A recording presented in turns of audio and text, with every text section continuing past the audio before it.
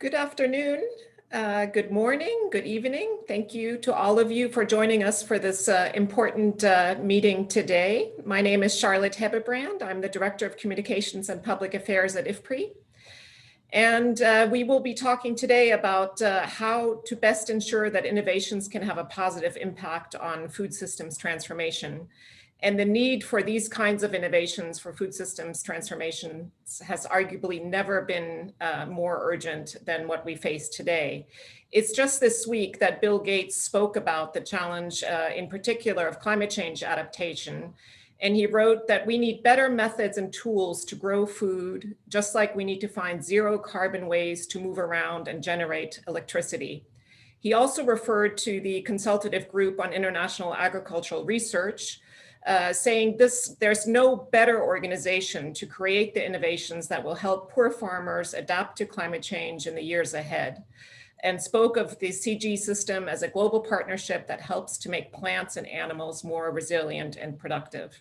Of course, IFPRI is one of the members of the CGIR, and we will be spending a lot of time today talking about the present discussion about bringing together the centers of the CGIR more closely together.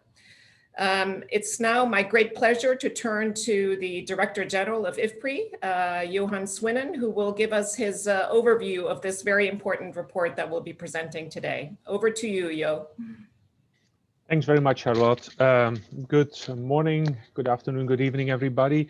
It's a great pleasure for me to introduce this session here today. We have a fantastic lineup of speakers, actually.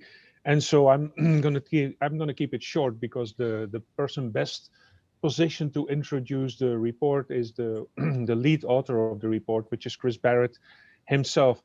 I think most of you will know that the CGIR system, of which IFPRI is part of, is going through a major transformation to what will be called the One CGIR, or is already called the One CGIR, with a new structure and a new research program. So part of this transformation has to do with the structure, how the systems will be the centers and the research will be organized. Part of it is really also about coming up with great new research ideas for bringing out the best of us going forward in the next decade. So this research agenda for the next decade, which is the research strategy 2030 of the One CGIR, has been approved in the winter of last year by the System Council of the CGIR at a fairly high level. And at this point, we are going through an intensive period, an intensive set of meetings and discussions of turning this into concrete research programs, research projects, which we are referring to as initiatives, research initiatives. So the report that Chris Barrett and his team have put together came at a perfect time almost for helping us to think through some of these ideas of the initiatives, how to construct them, what would be the best research programs and project to put forward, and as an inspiration for us. The key issue for IFPRI, particularly because of the nature of the research that we do within the CGIR research strategy, is the relationship and the balance, the interaction of socioeconomic research, policy research, and more technical research. And so this is very much the focus of this report and a key issue which is being addressed. And for that reason, also, in addition to the more general issues, I mean, the timing and the contributions, I think, are really important. Today, I think we have a fantastic panel, I would almost say a dream team of people on this panel. I don't think that Chris Barrett needs an introduction. Chris is a giant of our profession. He has basically a lot of achievements. He received a lot of awards as well. I would probably need his 12 minutes to go through his CV to introduce him properly. He knows the CGIR system quite well. And of course, he knows a lot of the issues that we are talking about today very well. And so together, I really look forward to hearing him, his summary of the report, and also in the Q&A session to how he will respond to the number of questions and the comments that will come forward. On the panel, the first member of the panel who will open the panel discussion is Claudia Seedorf. Claudia has a long title, a formal title, which is on the program, which is the Executive Management Team Convener and Managing Director of the Research Delivery and Impact CGIR. She is really the leader, if you want, of developing the new research strategy of the CGIAR going forward for the next decade. And she has shown a tremendous amount of leadership in moving this forward. And we really look forward to hearing her comments on Chris's introduction. The next speaker or panel member is Enoch Chikava. Enoch is the Deputy Director for Agricultural Development, Global Growth and Opportunity at the Bill and Melinda Gates Foundation. It's not good ideas alone are not enough. One also needs investors in these good ideas and people willing to invest in moving us forward in this. And so we very much look forward also to Enoch's comments and how he sees this from an investor perspective. What are the best ways forward and the best places to put the investment dollars in? Karen Makour is also on the panel. Karen and I go back a long way. Karen was one of my first students and one of my most brilliant students yet in my career. She was much too smart for me. So she moved to Berkeley, got her PhD there, and then became had a very distinguished career already, despite her still young age. She is now a professor in the Paris School of Economics, but she is also the chair of the CGIAR Standing Panel on Impact Assessment, and as also from this perspective, has some very important contributions to make, I think. And finally, Channing Arndt is on the panel. Channing has played a very important role for IFPRI in this whole development. He has really led IFPRI's contributions and insights on developing the research initiatives, the research programs, and is playing a role till today. So we really look forward to hear his views as well. With that, Charlotte, back to you. Thank you so much, Jo. Before we turn to Chris, let me ask all of you to already begin, as you listen to Chris, to submit some of your questions. You can do so on ifpri.org, Facebook, LinkedIn, YouTube, or you can use the hashtag AskIFPRI on Twitter. And then we will have those teed up when we come to the Q&A session. So without further ado, let me turn it to Chris. We look forward to your presentation, Chris. Thank you very much, Charlotte, and thank you, Jo. It's a real pleasure to get to speak with friends at IFPRI and the broader CGIAR, and very much appreciate your interest in the expert panel report that I'll be presenting today on behalf of the co-authors. So this is a very long report, so let me be careful to not pretend that I'm giving you everything. And it's also a complex report because it was drafted by an expert panel of 23 people from around the world, various organizations, multilaterals like the African Development Bank, philanthropies like Rockefeller Foundation, institutional investment houses, venture capitalists, major food retailers like Walmart, manufacturers like Nestle or Pepsi, but also farmer groups and environmental and social justice NGOs like TNC or Oxfam, as well as researchers from around the world. So it's really quite a diverse group of experts brought together to think hard about what is it that we need to be doing so that we can build sustainable, equitable, inclusive food value chains for the coming generation or two. And I'm going to summarize 4 core points that we came up with and then 7 key takeaways. So perhaps the most important thing to keep firmly in mind is the tension between 2 realities. The first is the reality that agri-food systems innovations have enabled absolutely remarkable advances in human well-being during our lifetimes. This graphic just gives you one simple depiction. We've been adding, on average, about 90 million additional people to the ranks of the adequately nourished, enough calories and protein to sustain a healthy life. That's leaving out minerals and vitamins. So 10,000 people an hour for 30 plus years. That's a truly remarkable accomplishment. It also comes with poverty reduction and a variety of other gains. So it's important to keep in mind how important and successful agri-food system innovation has been at improving the human condition.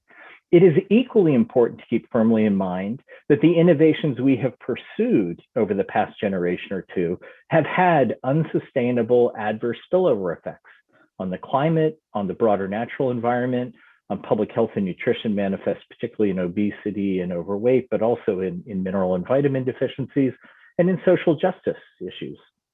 So we need to pursue innovation, but we equally need to update our objectives and to accelerate the path of innovation in the agri-food system going forward. And so the panel, with that firm motivation in mind, had 4 key conclusions. The first is the task of accelerating and reorienting agri-food system innovation has to keep firmly in mind 4 key features of agri-food systems, which we summarize in the mnemonic HIS. So the most important of those is that this is a system marked by human agency. Both the benefits and the problems of the agri-food system arise due to the uncoordinated actions of billions of independent actors. There is no potential to have some system level optimization. We must set up incentives and constraints that induce people collectively and individually to behave in ways that ultimately lead to good outcomes and minimize adverse effects.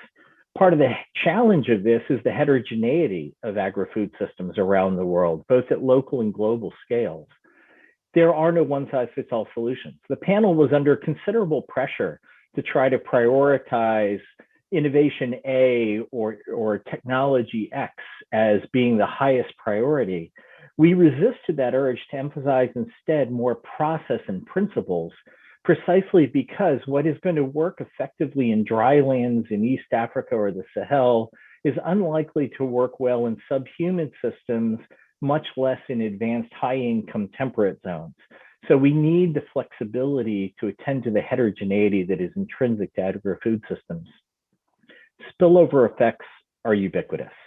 This indeed is part of the challenge of managing innovation in agri-food systems, is we need to focus not just on the intended objectives and outcomes of our innovations, we need to be at least as aware of all the unintended but predictable consequences, as well as monitor for the perhaps unpredicted consequences.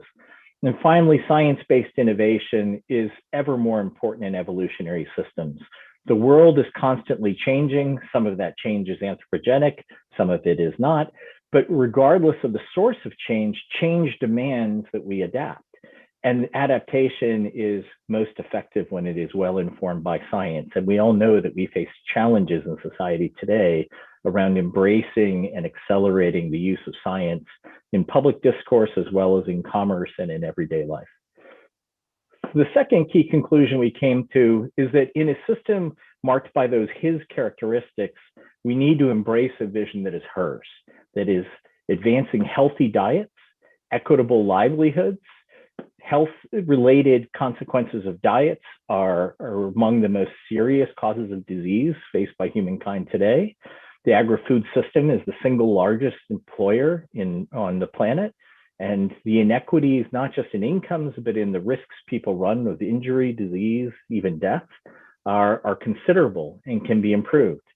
As we've all seen during the pandemic, the resilience of the food system is somewhat questionable, and there are reasons to be concerned that more systemic and irreversible changes like sea level rise or subsidence of coastal areas may not lend themselves to the sort of resilience we've seen in response to localized shutdowns of economies. And finally, the system must be sustainable. So we embrace those 4 core objectives, the HERS objectives, at a longer time horizon than the CGIAR is presently focused on. We quite intentionally were looking out at 25 to 50-year scales. And the reason for that is quite simple. By 2030, by the SDG target year, there is no technology not yet already in development, in piloting, that will have any impact at scale. It is too slow a process to get from new innovation, new ideas to scaled impact. Think back to 1975 in the Asilomar recombinant DNA conference. That's when we first started thinking about RNA, and we see its miraculous effects in the development of vaccines for COVID today. Or in the early 1980s, when we first had the development of a network of networks, what today we think of as the internet, without which we wouldn't be having today's discussion. You know, those are innovations that took decades to really hit the accelerating pace of change we see today. So we wanted to look into that future. And as one looks into that future, you really need to be thinking about foresight, about the things that are going to be changing. And the big 3 things that are inevitably going to be changing are climate, because there's so much baked into the system already by the excesses of recent generations, recent decades, excessive emission of greenhouse gases. Second, population shifts. not just growth, population in around the globe will likely peak sometime this century, but also the shift, perhaps most importantly, the shift in urbanizing populations, in aging populations, and in the reconcentration of humans in Africa primarily. Africa will become the most populous single region of the world in another couple of decades. And finally, income growth, which we should celebrate, but also appreciate the problems that income growth causes. And the combination of those three in particular has one really key implication that I'm pleased the CGIAR has been way out front on. And that is we need to pay far more attention to Africa than we do presently.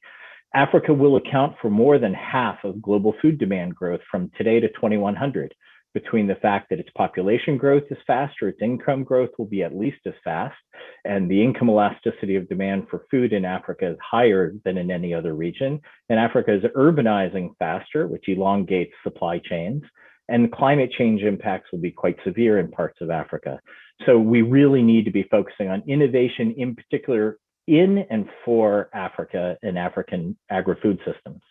The fourth and final big conclusion we came to was, we don't have a dearth of new technologies. There are uncountable numbers of innovations already under development, in many cases already scaling at early stages, but like some of the meat substitutes we see entering really quickly into supermarket channels and fast food channels in high-income countries, there are an enormous number of new technologies at all stages of the value chains, in all geographies, and at different stages of readiness. There's a profuse pipeline. The real challenges surround several other things. They surround how do we combine these? How do we prioritize them? And who is going to benefit and who is going to lose from the innovation? And so that forces us to think carefully about an agri-food systems innovation cycle, which we depict in this graphic that I won't elaborate on. Go see the report if you'd like more details. I'm just going to highlight a couple of the 7 essential actions that we emphasize. The first and most important is that among this profuse pipeline of innovations that are emergent, one must develop bundles. There are no magic bullets. There are no single technologies that will accomplish all we need to accomplish in agri-food systems. There are 3 reasons that you need to bundle. The first is there are synergies across these. We wouldn't have seen the massive impacts of new germplasm developments by CGIAR and other NARs if we hadn't seen complementary investments in extension services, in irrigation, in rural road networks. Those synergistic impacts of different innovations are crucial.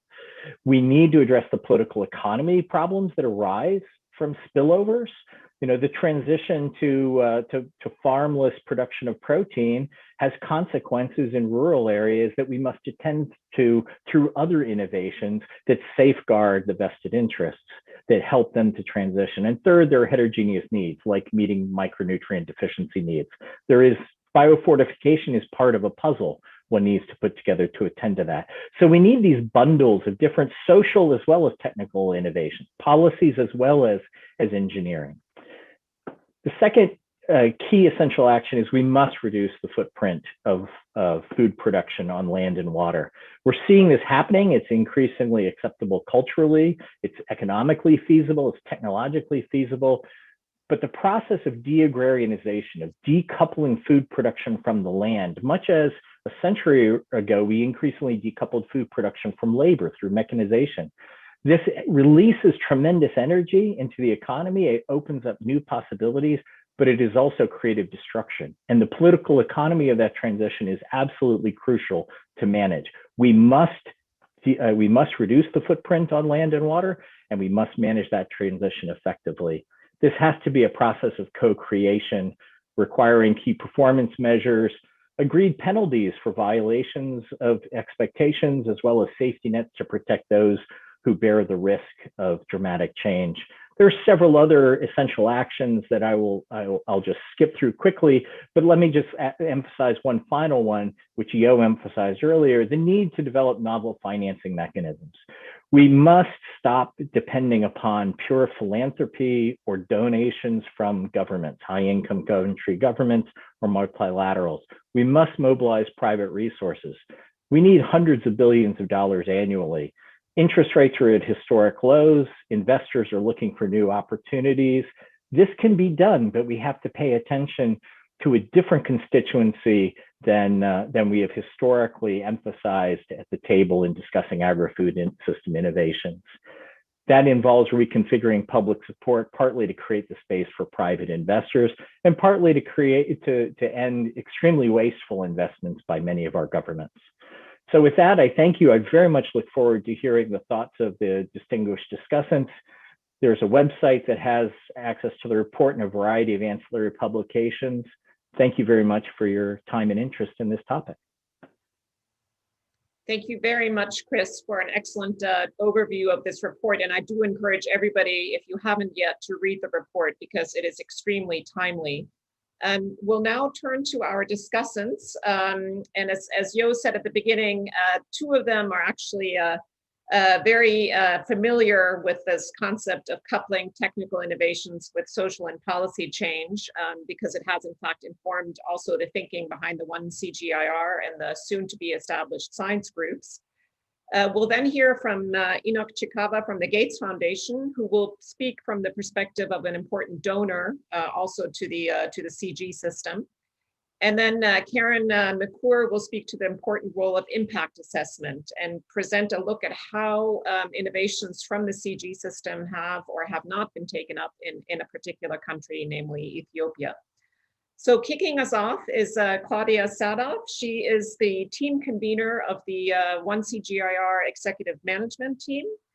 And she's also the managing director for research delivery and impact. And in that role, she works very closely with the system council, the system board, and all of the director generals of the centers. Claudia, we're delighted to have you with us and look forward to your thoughts about this report and how well actually it ties in with the work that you and your colleagues are doing. Thank you. Thank you, Charlotte, and great to be with all of you today. Let me start by thanking Chris and his colleagues on the panel for this really excellent work. The findings of the panel resonate very strongly with the work of CGIAR and our aspirations for one CGIAR moving forward. Recall that the new mandate of the CGIAR is to deliver science and innovation that advances transformation of food, land, and water systems in a climate crisis. And it's these two concepts, innovation and transformation, that I'd like to focus on and highlight how these ideas are really embedded throughout the 1CG strategy and operational design. Next slide. To begin with, let me focus on, this is a one-slide depiction of our research and innovation strategy. And again, it's a research and innovation strategy speaking quite directly to the fact that we need to focus and design our research in order to promote innovation and real change on the ground.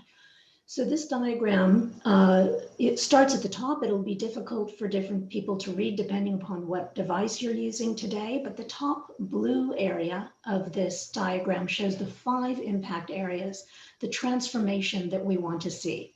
These are nutrition, health, and food security, poverty reduction, livelihoods, and jobs, gender equality, youth and social inclusion, climate adaptation and mitigation, environmental health and biodiversity.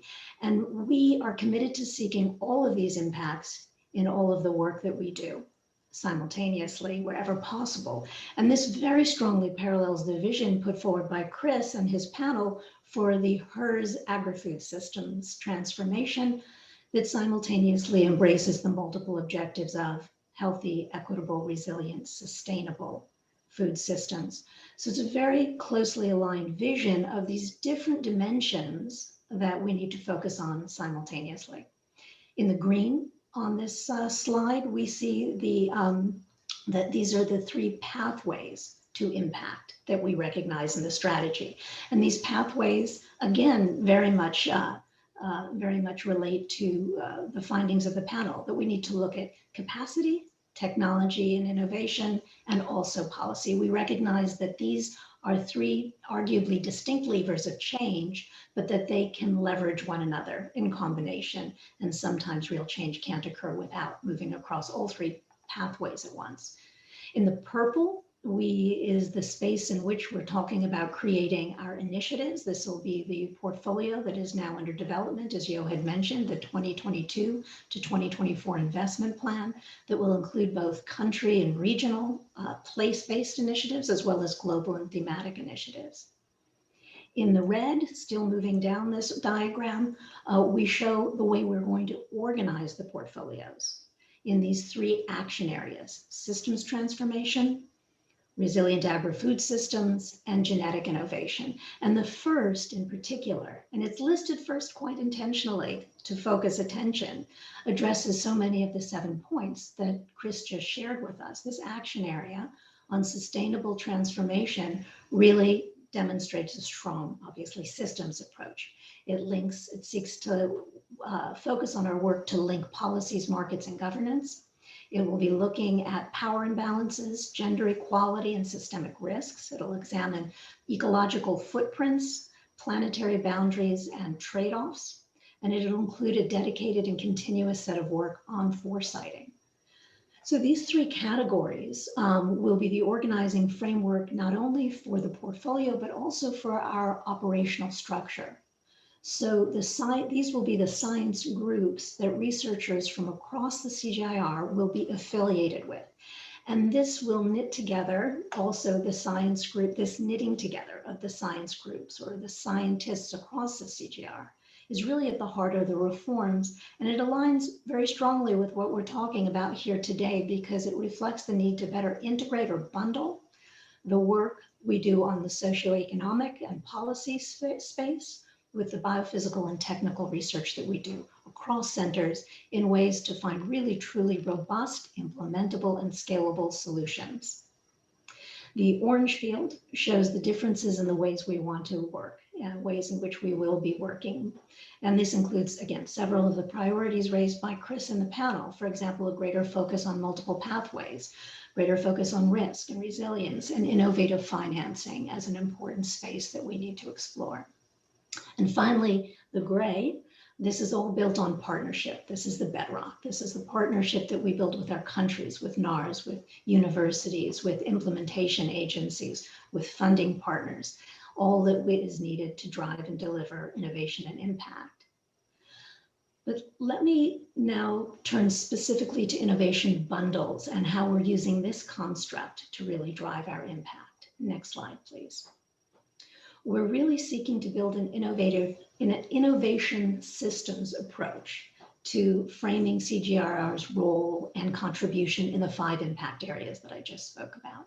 And we're trying to capture and really institutionalize this approach, both in our project design and in our performance and results management framework, the framework that we use to capture and continuously adapt to our portfolio management. So the top half of the slide shows that these innovation packages are integral to our theory of change. And that in planning our work, we want to look at creating innovation packages that consist of both research outputs, both the technical and non-technical research outputs, but also capacity development and policy work. Because we know that the technologies, no matter how spectacular they are, don't create impact at scale on their own. But all 3 of these areas, these 3 pathways to impact that we've been talking about, they all need to be considered as innovation bundles. So we'll be using this construct of innovation bundles not only in designing our work, we'll also be using it in the construct as our unit of analysis for impact, again, in our performance and results management framework. And this framework, by looking quite explicitly across these packages, will help us to monitor, learn, and adapt our initiatives over time, to navigate our way forward to impact with these 3 levers: a little more policy, a little more capacity, a little more technology. We want to be watching impact in real time across these different spaces. It'll provide the evidence for CGIAR leadership to allocate resources toward work streams with growing potential, and it'll help us to communicate the full spectrum of our impact to funders and to beneficiaries.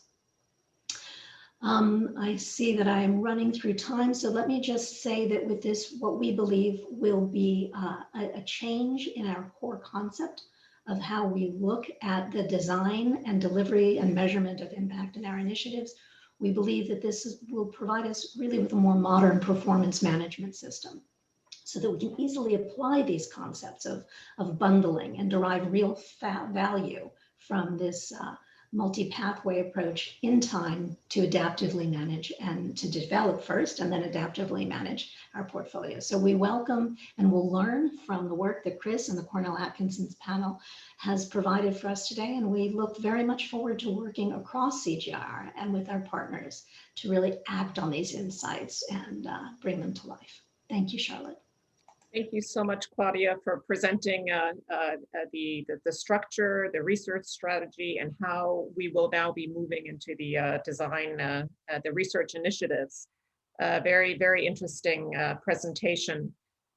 Before we move to our next panelist, let me remind you that we are going to have a Q&A session, and please do submit your brief questions on IFPRI.org, Facebook, LinkedIn, YouTube, or you may also do so on Twitter, #AskIFPRI. Next, we have Enoch Chikava. He's the Deputy Director for Agricultural Development at the Bill and Melinda Gates Foundation.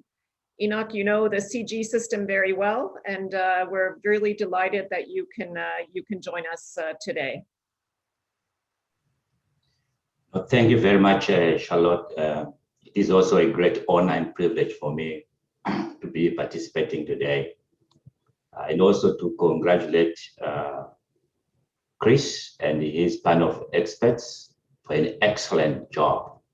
As I was running through the report, it's really amazing the convergence in thinking with some of the things that we do here. And also to thank you, Claudia, for the great progress in coming up with this global machine, the 1CG. We strongly believe that this is a very important organization, and maybe the only global organization that can really help small-scale producers adapt to the vagaries of climate change. At the Gates Foundation, we are deeply committed to the belief that every person deserves the opportunity to lead a healthy and productive life. And really, we express that in the agricultural development program, where we aim to catalyze what we call country-led inclusive agricultural transformation, which is actually a process where we believe we can contribute through the development and the scaling of products, services, policies, and system-wide innovations that benefit small-scale producers, empower women, improve nutritional outcomes, and build resilience. This looks a lot like what Chris was talking about. So there's convergence there, and also, the meeting of minds. So as we look at that, we also strongly believe that in Sub-Saharan Africa, again, as Chris mentioned, there's the biggest need there, but also in South Asia, we believe that we can empower small-scale producers with knowledge, with the tools, with technologies to improve their lives and lift themselves and their families out of poverty. So we believe agriculture, as you all know, is almost 2 to 3 times more effective in reducing poverty than maybe the similar investments in other sectors.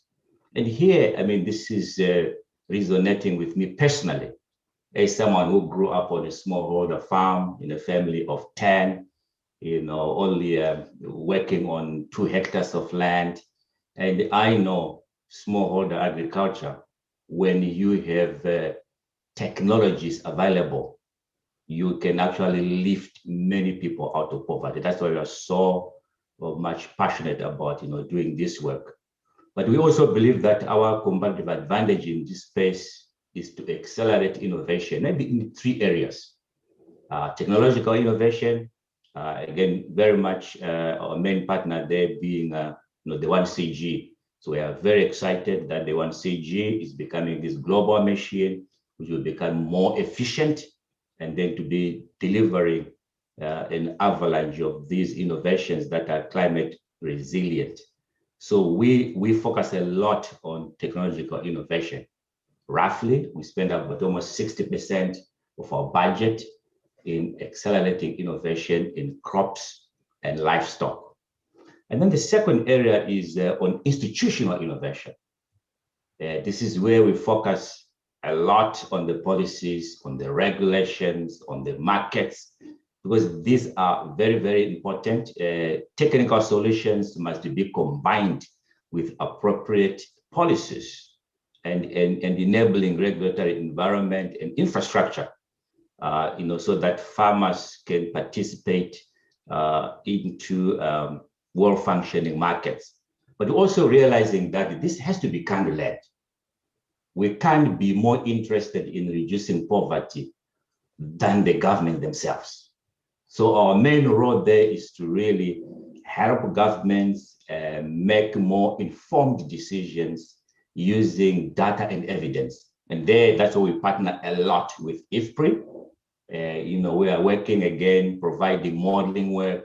We are currently working on the RIAPA modeling, which is really, really transformative. We think by the end of this year, 2021, we should have models that can be used to shape policies in more than 10 countries in Africa and maybe 3 states in India. So this is very, very, very important. And then the third area, which is the systems innovation. We all agree that the current systems were never designed for poor people. So we are in the process of modernizing them, the seed systems that will be able to reach some of the remote areas, but also of coming up with the soil information system, the extension systems. And again, we are also living at a better time where data and digital innovation can be very disruptive. So we spend a lot of time there, to come up some of those solutions. Then lastly, we are now looking at the bundling. Actually, with digital innovations, we are coming up with what we call the Agri-Stack, which is an end-to-end, where you can begin now to integrate. You can come up with the ag advisory, extension, financial services into a package.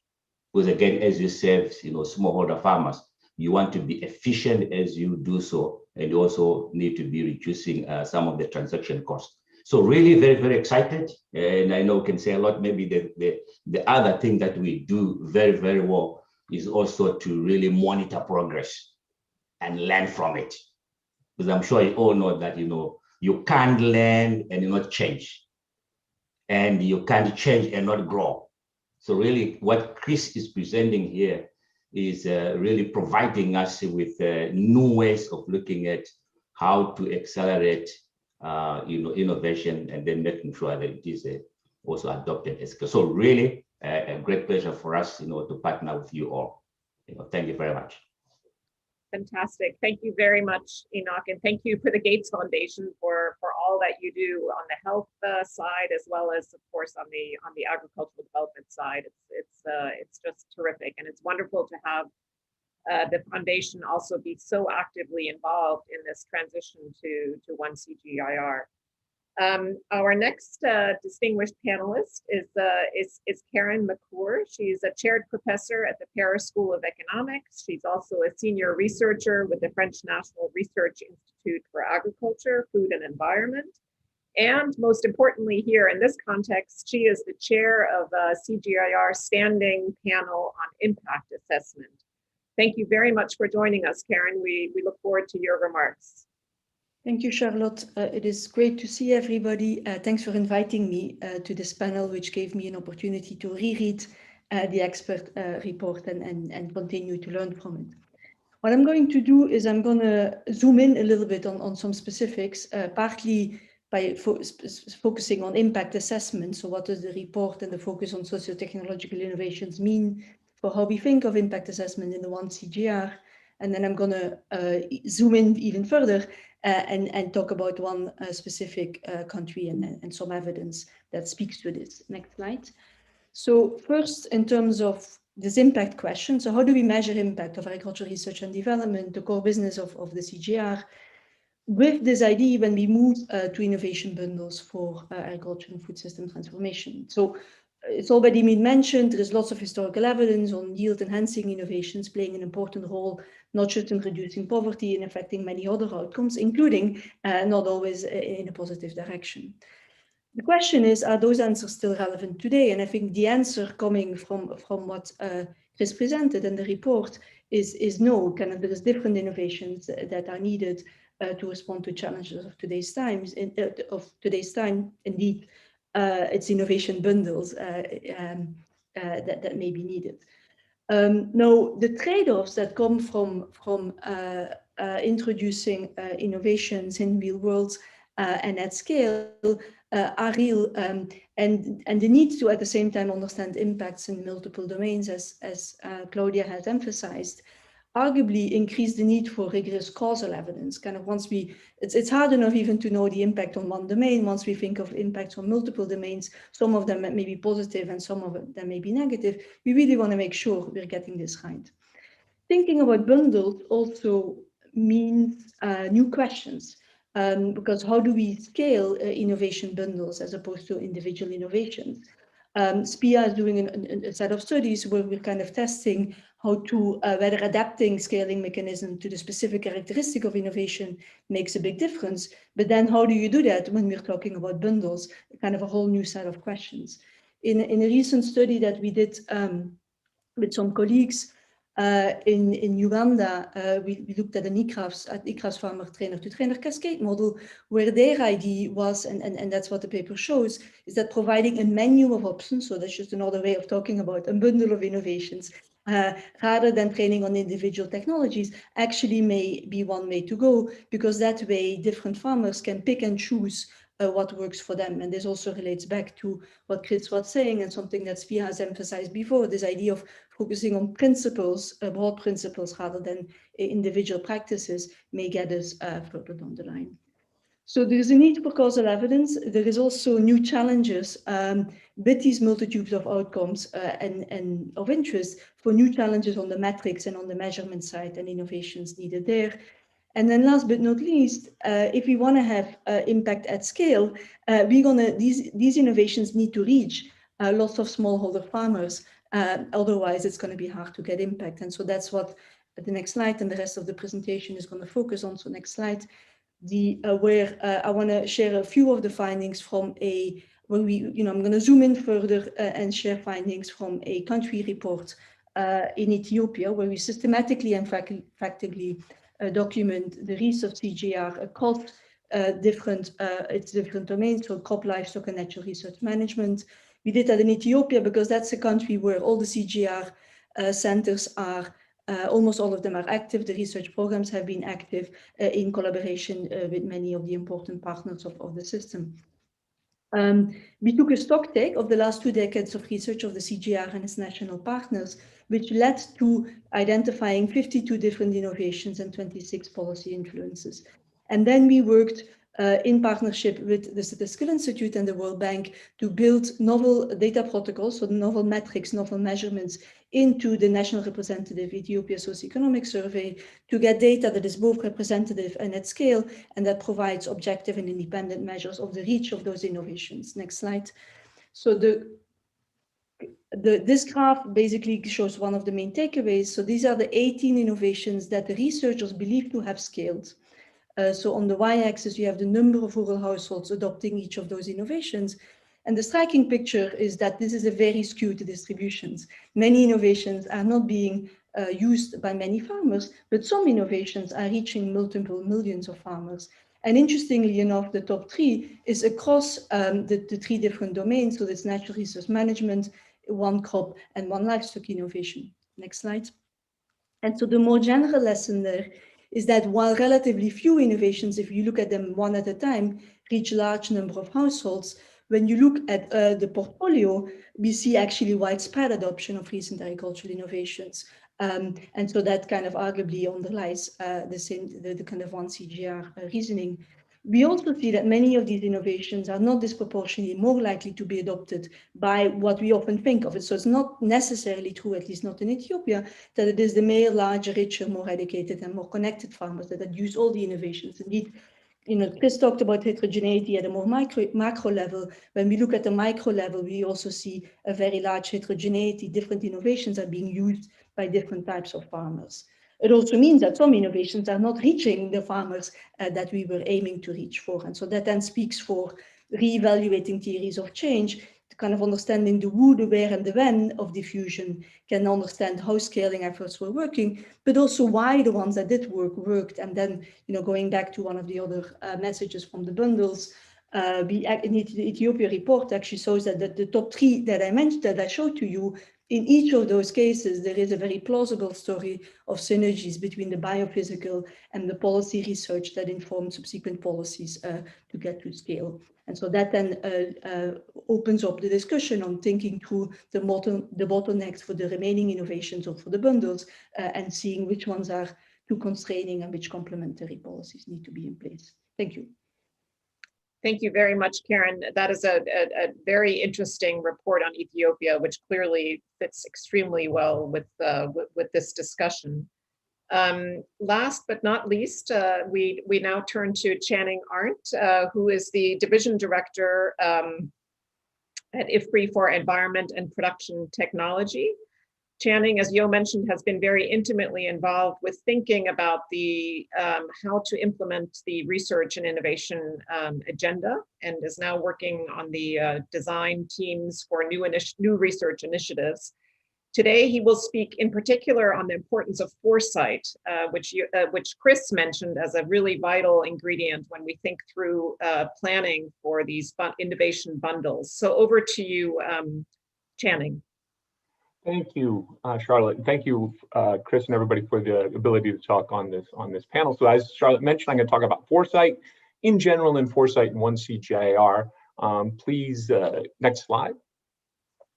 So Claudia mentioned the mission statement, and everybody, socio-technical bundles, transformation is a big part of this. Enoch also mentioned this, and it's a very big word. So we're going to be focusing on that here in transformation. And we're trying to get these transformations to work in 5 impact areas as part of this CGIAR. So the role of foresight here, and this has been emphasized, is to inform deliberate decision-making. How do we go about initiating and maintaining a positive transformation process? And what are the implications, including potential unintended consequences? And how do we deal with trade-offs which will inevitably arise as we're looking forward and making investments to try to initiate and maintain these positive transformation processes? So I'm going to go ahead to the next slide and borrow, one back, and borrow a slide from Chris, which looks at reduce the land and water footprint. One of the points here is part of many of these transformations, we want to go from a situation that currently exists to one that doesn't exist at all. The picture that he has on the left is the transformation from a system of fossil fuel electricity generation to a system of variable renewable energy. There's been a lot of foresight work involved there, and it's been very influential. I've had the pleasure to be involved in that. And now we're moving that into these kind of major transformations in agriculture, which, the picture on the right is just one of those. Growing vegetables indoors, de-agrarianization. And we might want to look at, what does that mean for labor, for water use? Is it transformative? How far can it actually go? So this is partly a process of envisioning a future that doesn't exist yet, and in the context of a changing climate. So we're already doing some of this. I'll go to the next slide. And looking at, for example, modeling of our research and development impacts and priorities. And the work that Karen was talking about is really important on the first area, just looking at what is the return to R&D, this big portfolio and package. And there's been a lot of work that SPIA has done and others have done to look at what are the implications of R&D spending. And when we look forward, we find that if R&D gives the returns that it has given historically, it is a powerful lever for achieving a lot of objectives. Here, the focus, as Chris was putting, is on sub-Saharan Africa. And we look at the population at risk of hunger in sub-Saharan Africa, and more R&D really it's a powerful lever for reducing the population at risk of hunger. It will, of course, do a lot more. If we go to the second area, we find that in, for example, the 12 global food security strategy countries for USAID, poorer countries, agriculture and the food system is just very important. About 42% of GDP, about 2/3 of employment. So we expect a great deal of, if we get innovation inside the food system, a great deal of spillovers to human welfare and others. In the third area, we have this, we're looking at, as was being emphasized, a possible portfolio. And this is results from the RIAPA model that Enoch was mentioning. And in this, we have different value chains and the returns to investment. And they differ in terms of, are they giving changes in poverty reduction? Are they giving growth in employment, growth in GDP, or growth in dietary diversity? And we can go and look at these and try to come up with a portfolio that provides sort of a balanced set of growth. If you look at, this is the case of Bangladesh, and then this gets to Chris's point that we need to be quite specific about the areas. We can't just have one set of technologies. In Bangladesh, cattle and dairy gives you a big push, especially in terms of GDP, employment, and dietary diversity. And this is attractive, but there are also, as Chris was mentioning, potential environmental implications from that. So this is where we're headed. The next slide, please. So we can do a bit of foresight on ourselves. And I think we have really bright perspectives in terms of being able to look forward and try to envision in a rigorous way, using multiple techniques, what's happening or what might happen and what path could be followed. And multiple barriers are receding. Analytical, computational, and data. I think that 1CG really is going to enable us to do a better job of pulling together the disparate parts that exist across the CG and into a system that's going to link the biophysical and human systems, which is one of the points below. So we're going to be better able to envision the future and inform deliberate decision-making today. I think some examples include incorporation of risk, which was emphasized in the report, linking biophysical and human systems. That's the big dichotomy that Chris was talking about. We're doing well in terms of human welfare, have been, but at a cost. And so we need to link these together. And then, as Karen was mentioning, we need to develop and track advanced metrics. So we're taking a broad view of foresight here. A few final comments. Next slide. Is we certainly want foresight to inform 1CGIR priorities and investment. But as has been pointed out, we need to mobilize big dollars in order to get the transformations that are desired. So governments, regional, international organizations, private sector, and non-governmental organizations should be major users. And as Enoch was emphasizing, this has to be country-led. So we have to have some ownership, have to have ideas, and a shared process so we can envision a future together. Finally, foresight is facilitating structured thinking. It's not a substitute for thinking. We need to bring multiple approaches to bear and recognize the various limitations of each approach. So thank you very much, and I look forward to the question and answer. Thank you so much, Channing. And that concludes our sort of discussants' comments on the report by this dream team. So let's move into the Q&A session. And again, I encourage all of you in the audience to continue submitting questions. Let me turn to Chris for the first question. You spoke about the tremendous successes of the agricultural system that grew out of the Green Revolution. And maybe it's worth just going back there for a little bit. What were the bundles that were put into place back then to make that such a success?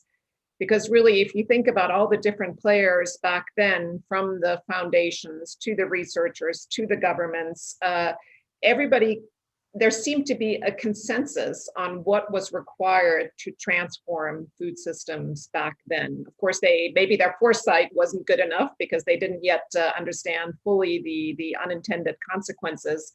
But take us back a few decades and talk about what you think worked really well during that time. Yeah, so this is a really important thought experiment to go through. What is it that enabled real Green Revolution success? And some pieces are really easy to figure out, right? That there were some very important scientific breakthroughs. Just the concept of shuttle breeding that Norman Borlaug developed kind of changed the way breeders operated and accelerated the pace at which they could develop improved germplasm for different agroecologies and for different crops. And then there was the work on the germplasm itself. The semi-dwarf varieties were very important advances. But it wasn't enough to just come up with better germplasm. You also had, in a variety of places, especially in East and Southeast Asia, governments that were very committed to promoting agricultural extension, that invested heavily in rural roads, things that are not dissimilar from the Ethiopian experience in the last 20 years that Karen was just describing. Now, it's probably not an accident that governments that have prioritized the provision of public goods and public services in rural areas have enjoyed greater fruits from technological innovations that come in germplasm and better agricultural machinery and better irrigation delivery mechanisms, et cetera. These are synergistic. To me, one of the most telling comparisons one can make is think about the difference between the IR8 or later IR64 rice varieties and the golden rice innovation of the more recent 20 years. From many plant breeders' perspectives, golden rice was a more remarkable accomplishment of basic science than the IR8 innovation, especially the IR64 innovation, which was basically just building on what IFPRI and its partners had already learned. And yet, 20 years on, we don't have open cultivation and commercialization of golden rice after developing this transgenic biofortified variety intended to solve a very real problem, vitamin A deficiency in rice consuming populations. So why the failure of golden rice and the success of IR8 and 64? That could be an entire book, but a lot of it comes down to complications of intellectual property, the complications of cultural and political objection to a transgenic crop, where there wasn't similar objection to the earlier non-transgenic varieties, lack of support, since this was largely being promoted through the private sector and a few philanthropic organizations without the kind of early partnership of major government institutions. One could go on, and I'm omitting a variety of different considerations, but the point being, we sort of looked for a magic bullet in golden rice, and it hasn't delivered. The earlier stage green revolution was quite expressly coupling policy innovation with technological innovation and a deep commitment of a variety of partners who each stepped up and did their part. And we saw miraculous change, not without adverse effects. But that is going back to the old green revolution combinatorial approach is clearly this right strategy rather than the magic bullet, we can fix it in a lab approach. Thank you, Chris. I'm reminded that Norman Borlaug, who of course was a very distinguished scientist, once said that he spent most of his time actually talking to politicians about the importance of policy. Let me turn to Enoch with a question from Jose Tambara in Mozambique. He writes, Africa is urbanizing faster, yes, but the problem is on policy, both on agri-innovation to cater for the population shifts.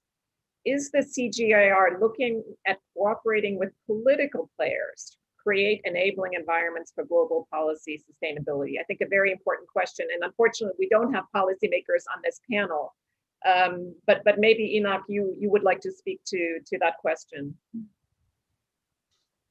Yes, thank you very much for the question, from Mozambique.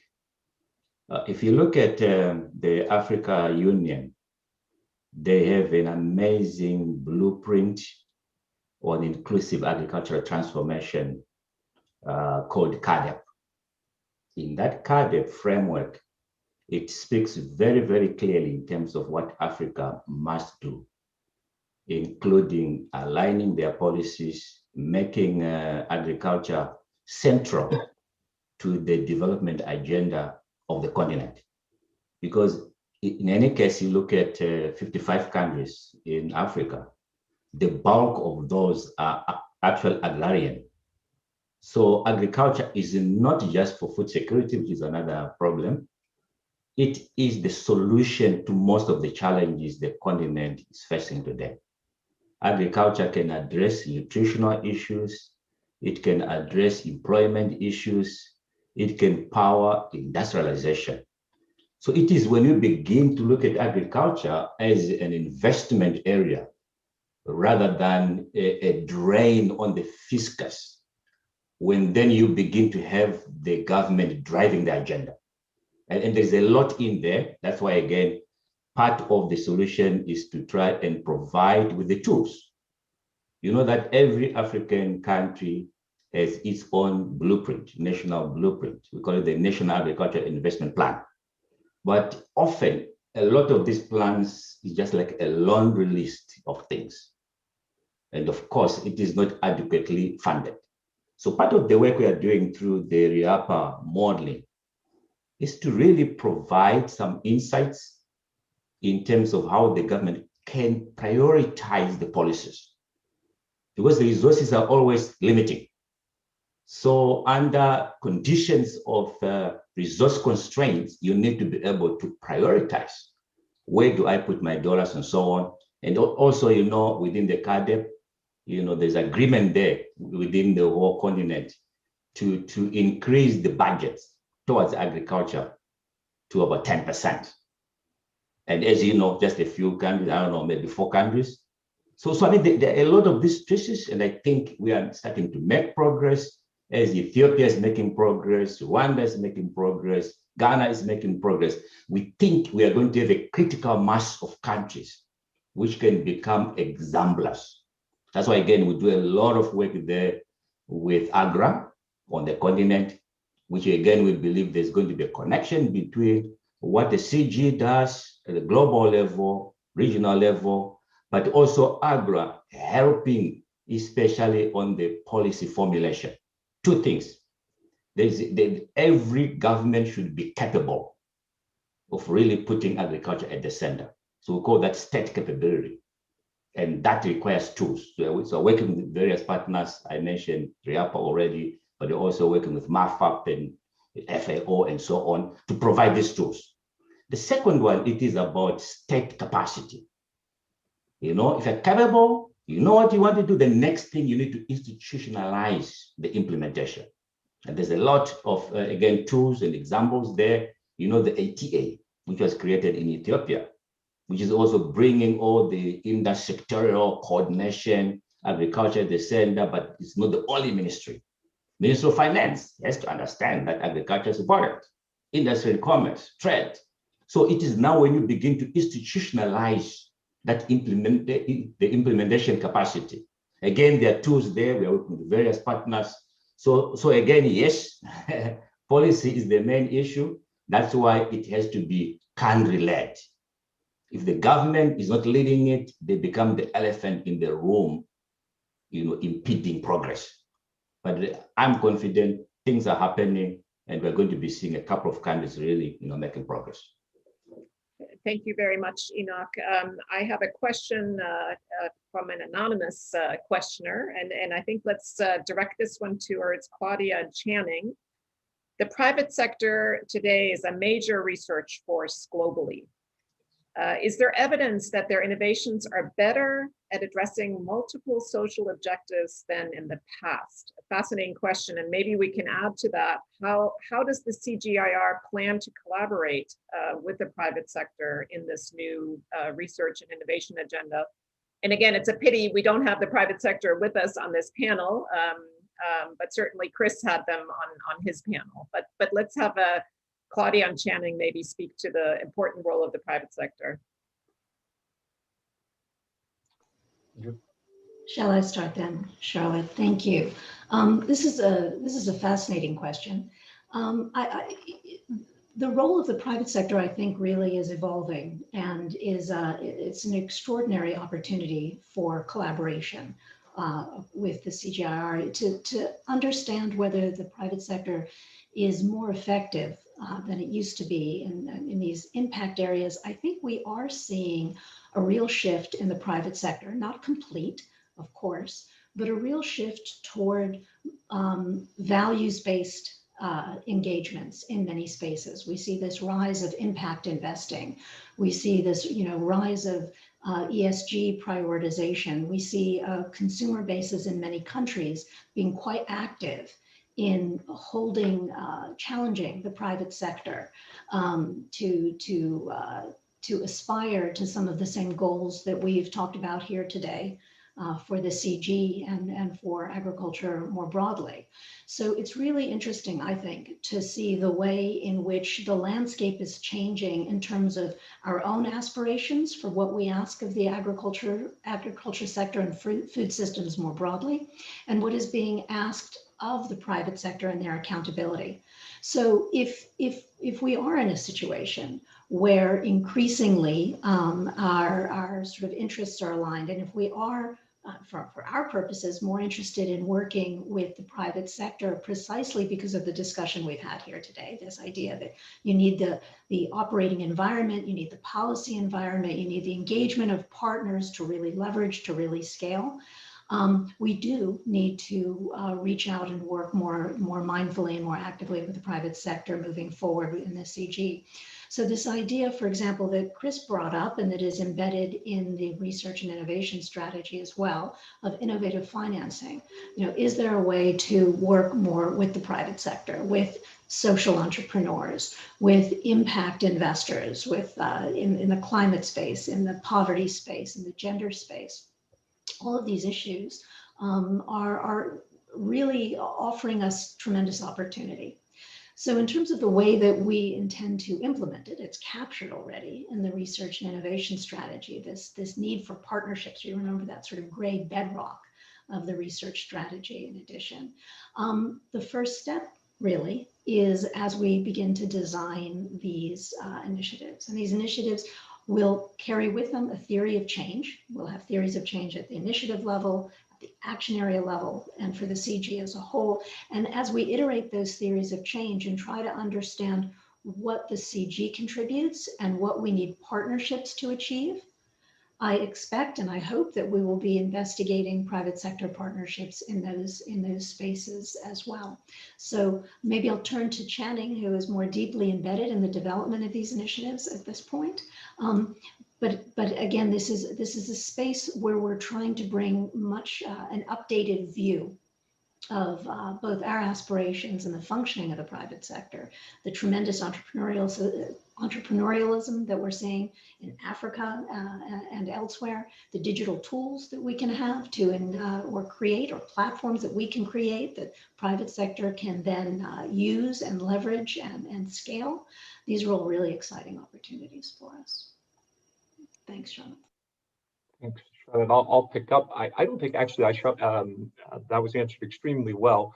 I think that the logic of public sector, agricultural research, be it CGIAR or NARS, is still very much there. I mean, it's very hard to, sort of extract returns from lots and lots and lots of small holders, and that's still a situation that exists. So there's the public logic. But as Chris was emphasizing at the beginning, and really Enoch was hinting at, there's just been enormous progress across developing countries in terms of reduction in hunger, reduction in poverty, and also in terms of their capabilities and their ability to do analysis, do work. And this has created an environment where the private sector is much more active. And there are real possibilities to form partnerships that are much, much broader than they were before. And this is something that we're definitely trying to account for and take account of in the initiative design process. It's specific to each situation, but that's something that is really an exciting opportunity looking forward. Thanks. Excellent. I'm going to ask actually Chris to come in on this question as well. And let me throw in another one about the private sector before you do that, Chris. This comes from Camilla Spiritolik. How do we tackle the speed challenge? The pace of innovation in the world is much faster than regulation usually can keep up with. So let's maybe you could weave that into your answer about the need to really get the private sector involved in these bundles. Yeah, I think in fact Camilla anticipated one piece of my response. So there are 5 key, very brief points I wanted to make about the private sector. The first is you have no choice. The private sector dwarfs the CGIAR. The CGIAR is smaller than, by my estimates, at least 30 individual companies' R&D budgets. So to think that you are going to move the agri-food system without the cooperation of the private sector is just an extraordinary leap of faith. It is going to be far easier to achieve impact if you can leverage the Goliath that is really having a huge influence, for better or worse, in systems. Second point is, for better or worse, there are bad actors out there and there are good actors. It's just like in governments. It's just like in NGOs or philanthropies or universities. Some are really beneficent and are really trying hard to fix the problems they've created and to improve the world. Others are much more short-sighted and self-interested. We need to not be naive, but we need to embrace and find partners we can work with, and including enforce standards of conduct very clearly. Third key point is that I really can't emphasize enough the central message Karen was putting out. Businesses manage to what they measure. They're much more careful about this than the public sector or the nonprofit sector is. As we can advance and improve measurement, we can increasingly engage the private sector. Investors are not willing to take leaps of faith on unmeasurable performance attributes. Once we can measure how much soil carbon there really is reliably, you will find people willing to put money behind that. Once we have a better way of measuring the returns to improvements in micronutrient status in young children, people will be willing to develop impact investing instruments for that. Management to measurement is a central principle in business. I teach in a business school. I've been a dean of a business school. Measurement is really central in the private sector. This is an area the CGIAR can contribute enormously and leverage private sector interest. Fourth point is measurement is changing really fast, as our business practices, as your questioner suggested.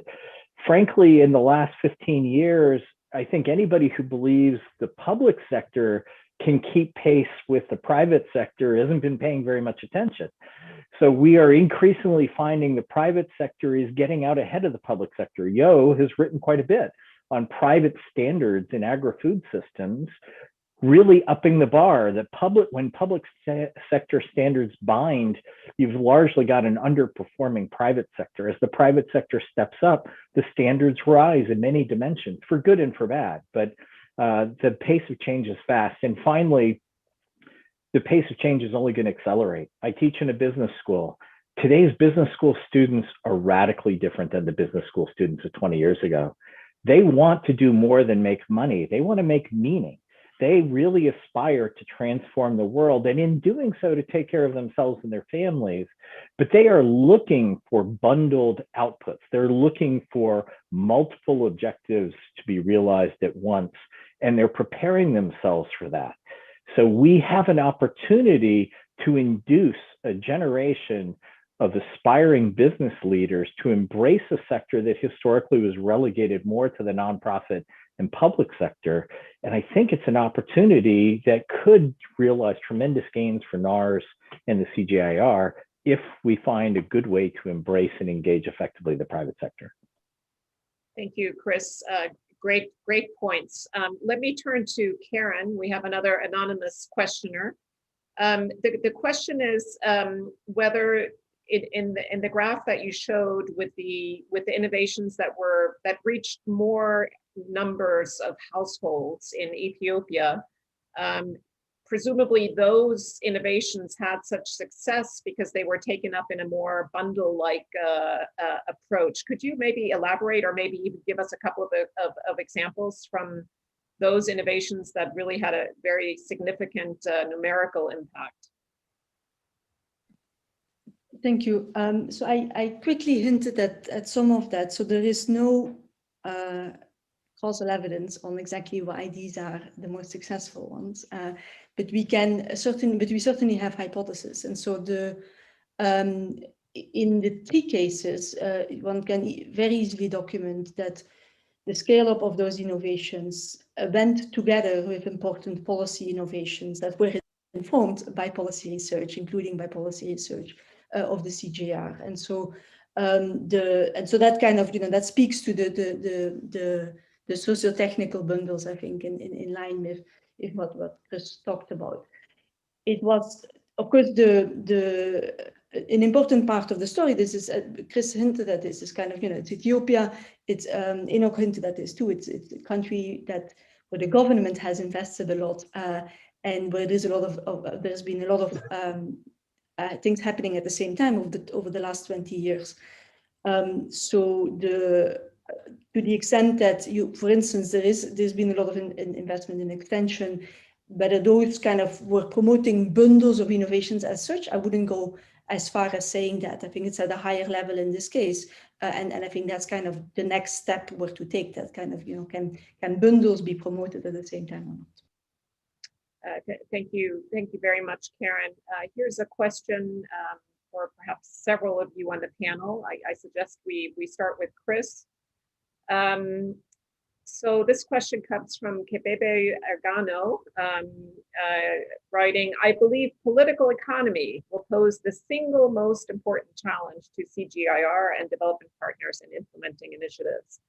What strategies do you envision to embed in initiatives to circumvent political economy challenges? Great question. Chris, do you want to kick us off? Sure. I don't have any simple solution to this formidable challenge. I completely agree. I think your questioners put his or her finger on a key thing.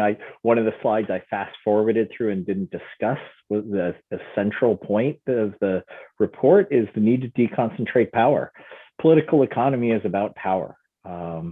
And we see in countries that really do have dialogues, that really do have multi-stakeholder co-creation processes, we see a much greater rate of technological innovation. We see more participatory growth. We see improvements along a number of indicators on average, not in every case. Places where you have very powerful states, sometimes you get good results, and sometimes you get terrible results. It's a kind of high risk, not always high return approach to the governance of the agri-food system. And corporate power is equally problematic. Catch and kill acquisitions by incumbent firms who are trying to kill off innovations so as to safeguard very profitable current lines of products or processes they have, and IP restrictions that make it very hard for small players to innovate successfully. These are concentrated power problems, and ultimately they're about political economy. It takes visionary and courageous leadership to change that. I don't think there's any cookbook out there that will guide us. Claudia, Karen, would you maybe like to come in on this question? I believe on this particular question, it is Jo who has the comparative advantage. Yeah, I'm not sure. Do we still have Jo with us?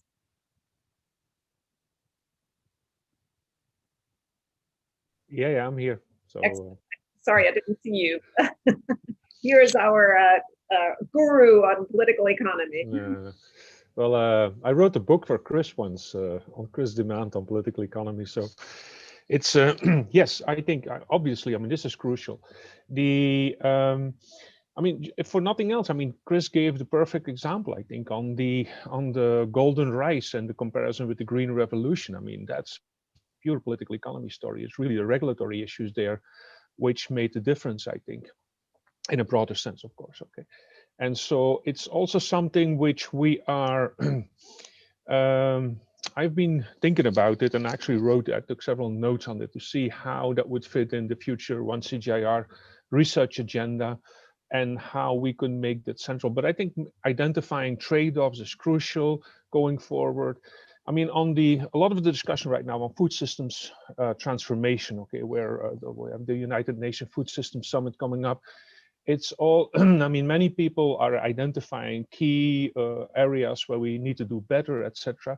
But the question is, why haven't these things been done before already in the past? I mean, some of these are really straightforward things, right? And so they have not been done essentially because of the trade-offs there, that you are negatively affected some people, and those people either have a hard time restructuring what they are doing, so kind of on the economic side, or actively opposing these changes on the political side. And so dealing with this and coming up with compensation schemes or models of moving forward is really essential, I think, of making these changes. I can go on for a while if you want, but I'll stop here. I'm happy to hear what the panel has to say. Mm-hmm. Great, thanks for that, Jo. Let's move on to maybe a new question, and certainly the political economy considerations can be woven into all of these questions in a way. This is a very large question that's come in. Is climate change something that we can solve for? Claudia.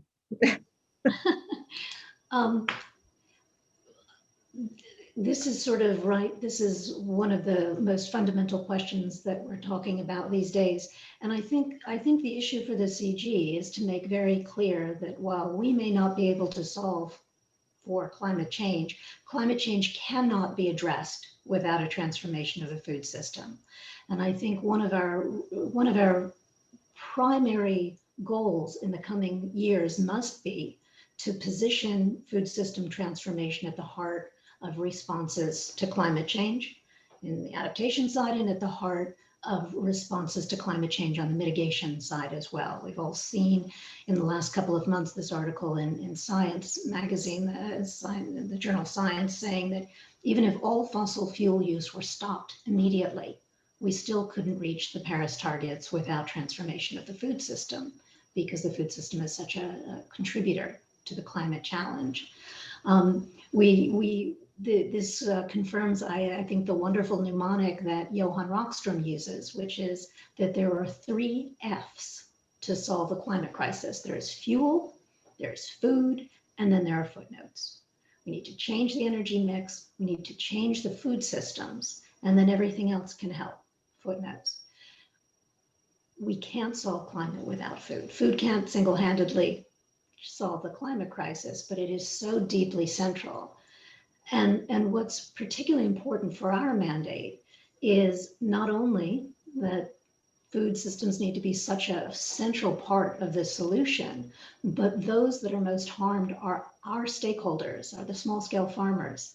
And if we don't really push forward, really lean in to adaptation for small-scale farmers, so many of the poor will be disproportionately harmed. So much food security, so much unnecessary food insecurity will arise that it's essentially inseparable. Right? The food system challenge in terms of the solutions, but also the challenges that that climate poses for food security, for equity, for sustainability. These are all completely inseparable. Thanks. Thanks, Claudia. And certainly food systems transformation is a huge player, both, I would say, for climate change mitigation and adaptation. So very, very important focus on food systems. And of course, we have the UN Food System Summit, and that will be then followed by the COP on climate change. So those 2 international events will certainly both put a spotlight on food systems. I have a very interesting question for Karen from Felix Mambal. Karen, could you shed more light on what you found to be the major barriers to innovation, diffusion, and adoption by smallholder farmers in developing countries, using perhaps the Ethiopia study as an example? Thank you, Charlotte, and thank you for that question. This is also a question that on which there is multiple books and studies written, so I can't do justice to this.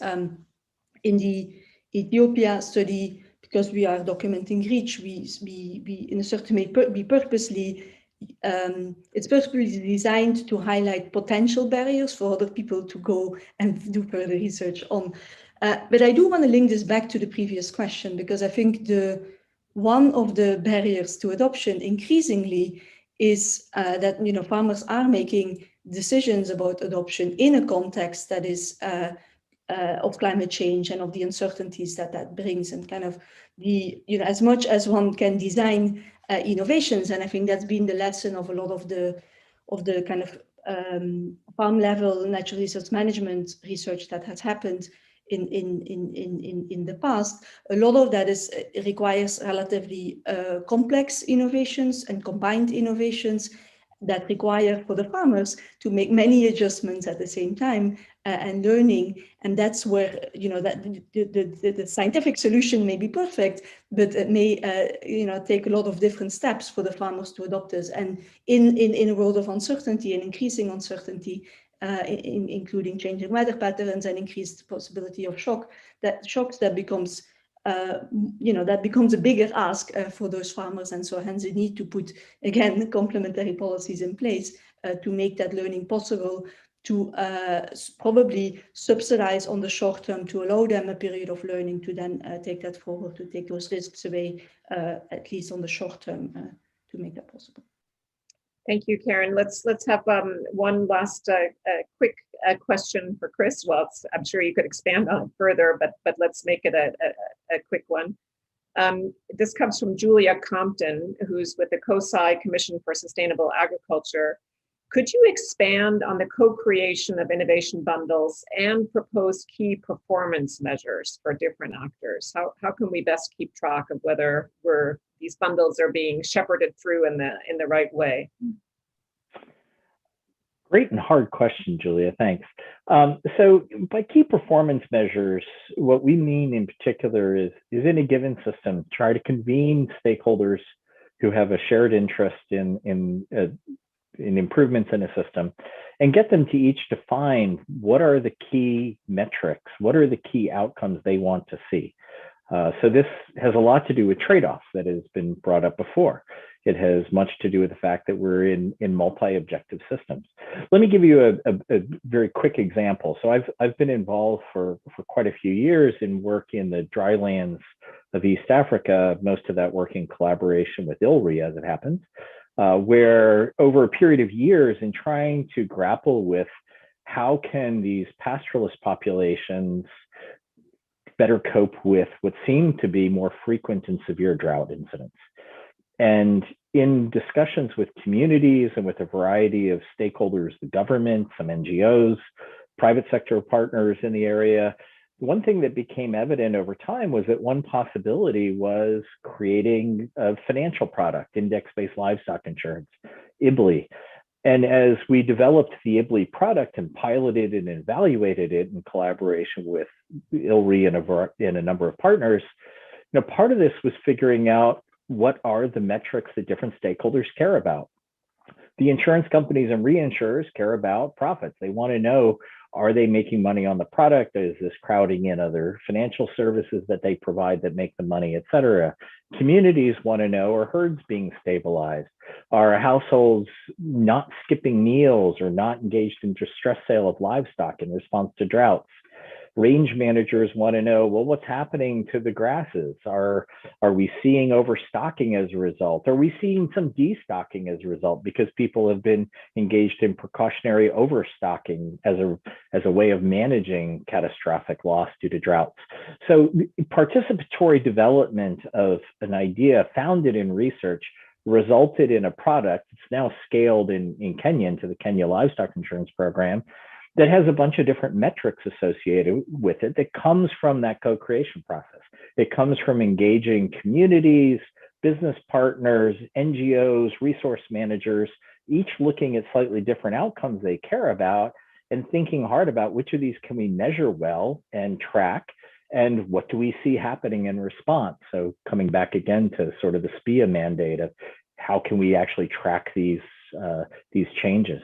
So it's, that's just meant as one small example that rooted in the CGIAR, but it's precisely that process of starting from the conceptualization and design of a product and building in from the start some participatory process that looks at multiple measures, not just the one measure that some distant researcher thinks is most salient. Thank you very much, Chris. We're going to be wrapping up, and I would like to ask to start with Yo and then to move to the discussants. Maybe 30 seconds each. Give us your key takeaways from this discussion and what you think is the most important now as we move forward with the 1CGIAR. Yo, over to you. Okay, first of all, I want to say I think I was right. This was a dream team. I think this was a fantastic event session, and I think it had been really bright and great communication and ideas being forwarded and discussed here. So I wrote down a whole bunch of things around metrics, innovative finance, bundles, trade-offs, political economy, etc., where I will spend some time thinking about more. But again, thanks so much for everybody for being here. Thanks. Thank you. Claudia. Thanks. Again, just a fantastic conversation here today. It really reminds us of just how important it is to continuously be refreshing our views on what needs to be done and to continuously upgrade our tools about how that we use to achieve these evolving goals. So I'm personally really very inspired both by the evolving vision, the complexity of the vision, the nuance of the vision, the aspirations for equity, sustainability, and real evidence-based thought in what needs to be done, and excited by the tools that folks are exploring and that we're really trying to implement in order to reach those goals. So very inspiring morning for me here. Thank you. Thank you, Claudia. Enoch. So many takeaways here, but maybe my dominant one is really the co-creation, as explained by Chris, very, very important. And I think the second one is about measurement, because what gets measured gets done. So you can really know where you're not doing good. You can quickly respond because you're measuring something. At times you keep on accelerating on the same thing and you think it's working, but you need to pause and measure and ask yourself lots of questions helps in the innovation process. So really great takeaways here. Thank you so much, Enoch. Karen. Thank you. Let me first kind of have an add-on thought on the measurement topic, which is that in addition to knowing what to measure, I think knowing how to measure is equally important, and there's certainly a lot of learning there because there's also a lot of math. That's not particularly helpful. In terms of lessons, I think one of the lessons for me, I very much enjoyed this, is the kind of the thinking through the idea of the bundles really at different levels. It's kind of these different types of bundles that that are part of this discussion, and they all speak to each other, but they're also slightly different. So that's my main takeaway. Thank you, Karen. And last but certainly not least, Channing. Thank you very much. I'll echo also the point on measurement. I think that's very important. I thought the points that Chris and Enoch were making as being able to especially bring in private sector with good measurement is really key. The other one that I think keeps coming up, and Chris's example of livestock insurance, is this whole concept of risk and resilience and how central that's going to be for the research program and for our work looking forward. Certainly coming out of the COVID pandemic, we have a sense of the importance of low frequency but high impact events, and these things are likely not exactly pandemics, but all sorts of events due to climate change. Other things are perhaps coming, and we need to bear this in mind as we're looking forward and investing. Thanks. Thank you very much to Chris Barrett and this very distinguished set of discussants for a really fabulous conversation. I'd like to thank very much IFPRI's events management team.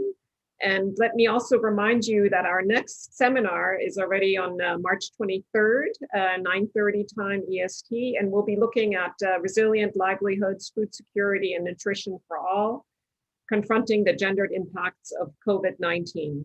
Thanks everybody for joining in, and we look forward to being in touch with you in future seminars. All the best. Bye-bye. Thanks.